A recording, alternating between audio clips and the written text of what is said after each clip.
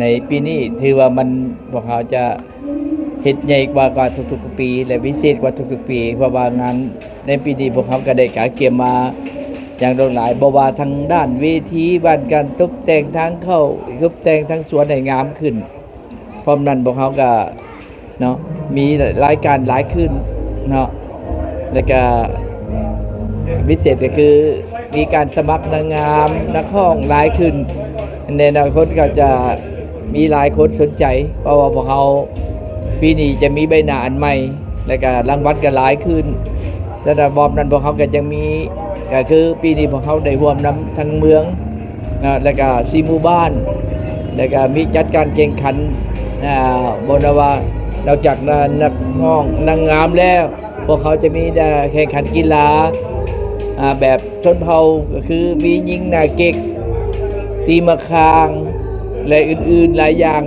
ที่มันแปลกจากทุกๆปีทุกๆปีพวกเขาก็มีเนาะเวลานั้นพวกเขามีแกงไก่แกงยาคาตำกบเปียงเงินมะคอนเนาะถือว่ามีหลากหลายแล้วปีนี้เขาเพิ่มอีกกิจกรรมก็คือยิงนาเก็กตีมะคางต่างๆนี่ก็เฮ็ดให้มันมีบรรยากาศแบบหนึ่งที่ว่าเอา4หมู่บ้านมาแข่งขันกันเนาะเพื่อว่าเห็นมีบรรยากาศแบบใหม่ปีนี้เนาะพวกเขาจะมีการที่พัฒนาแบบใหม่ฉะนั้นอยากเชิญชวนบรรดาทานเนาะบอกว่าแขกที่มีเกียรติอยากมาร่วมงานพวกเขาในงานน็อปเปเจ้าครั้งนี้บอกว่าจะมาวางแสดงขายสินค้าก็ได้มีการลาลินต่างๆก็มาร่วมกับพวกเขาได้พร้อมนั่นแหละพวกเขาอยากให้บรรดาทานมาเนาะมาเสียบรรดานักห้องนางงามเขา